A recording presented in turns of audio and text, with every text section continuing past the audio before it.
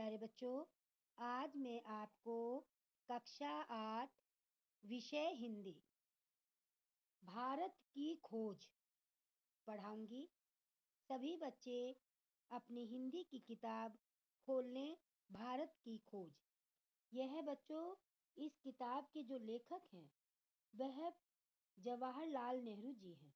जवाहरलाल नेहरू जी ने इस पुस्तक भारत की खोज का संक्षिप्त वर्णन इसमें किया है। उन्होंने भारत की खोज पुस्तक लिखी है।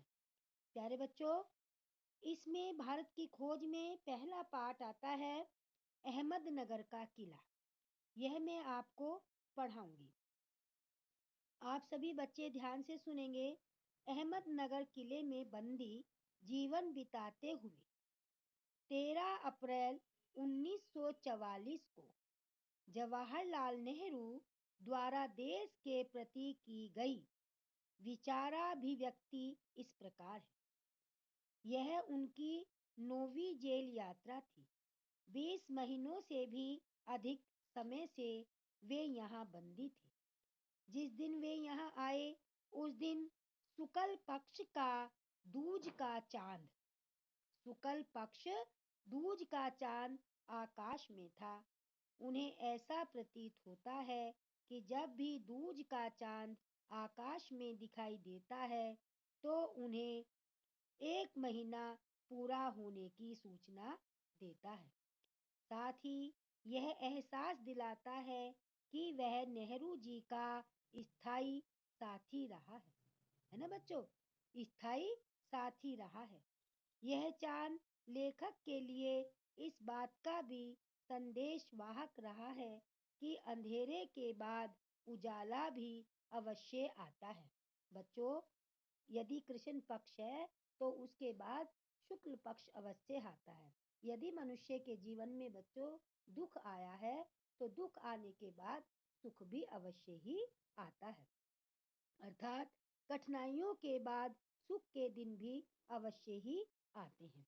प्यारे बच्चों, भारत की खोज में यह अहमदनगर का किला, ठीक, इसमें पहले का भाग आता है अतीत का भार, खा आता है अतीत का दबाव।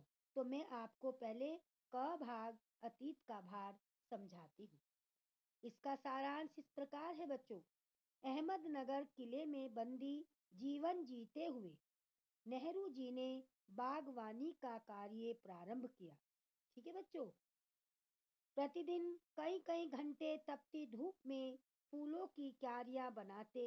नेहरू जी का मानना है कि अहमदनगर की ऐतिहासिक घटनाओं की दृष्टि से कोई विशेष अहमियत नहीं है, परंतु चांद बीबी की कहानी प्रसिद्ध है, जिसने अकबर की शाही सेना से किले की रक्षा के लिए हाथ में तलवार लेकर सेना का नेतृत्व किया।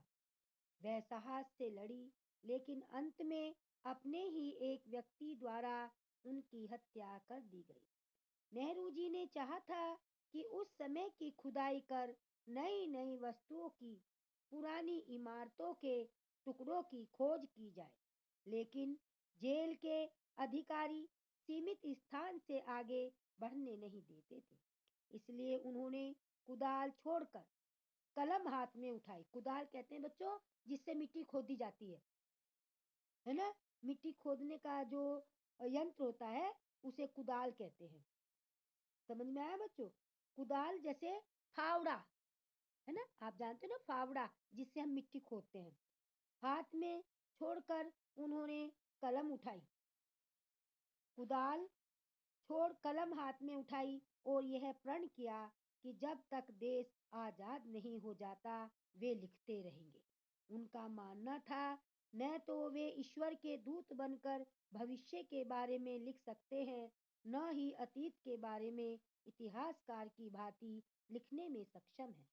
वे तो केवल वर्तमान विचारों का अतीत के विचारों व क्रियाकलापों के साथ संबंध स्थापित कर उसके बारे में ही लिख सकते हैं। बच्चों, यह था अतीत का भार, इस पाठ का सारांश। इस पाठ में बच्चों ख भाग आता है अतीत का दबाव। पहले अतीत का भार, और खा क्या आता है? अतीत का दबाव। यह भी आपको समझाती हूँ। नेहरू जी का मानना है कि मनुष्य के मानस पटल पर अपनी संस्कृति और सभ्यता की जो पुरानी छाप रहती है, वह अच्छी हो या बुरी, दोनों रूपों में प्रभावित करती है मनुष्य को। प्राचीन सभ्यताओं से जुड़े लोग विचलित हो उठते हैं जब उनकी सभ्यताएं विकृत होती हैं। वह वातावरण उन्हें दमघोंटू लगने लगता है, जैसे भारत और चीन की सभ्यताएं। नेहरू जी का सोचना है कि उनकी विरासत क्या है, वे किन बातों के उत्तराधिकारी हैं। फिर स्वयं ही उनका सोचना है कि मानवता के जिन मूल्यों को हजारों वर्षों में प्राप्त किया गया, विजयों का उल्लास, पराजयों का दुख, मानव के साहसी कारनामे, ये सभी उनके साथ जुड़े हैं। वे ही इन्हीं सब के वारिस हैं। उन्होंने अपने विचारों में इस तथ्य का भी उल्लेख किया, भारतवासियों की विरासत की विशेष बात है, वे अपने आप को किसी से अलग नहीं समझते। हमारे रक्त, मांस, हड्डियों में यह विचार समाया है। यही भारत सभी को मिलाकर एक करती है। यही बात सभी को मिलाकर एक करती है। इसी के आधार पर वर्तमान और भावी रूप बनेगा। प्यारे बच्चों, अतीत का भार और अतीत का दबाव, यह दो बिंदुओं पर अहमदनगर का किला पार्ट 1 से मैंने आपको समझाया। और इस पाठ से संबंधित मैंने शब्द अर्थ, प्रश्न उत्तर सब आपको उत्तर पुस्तिका के माध्यम से करा रखे हैं। आप सब बच्चे भी इस पाठ को पढ़ें, समझें, इसके शब्द अर्थ और प्रश्न उत्तर याद करें। धन्यवाद।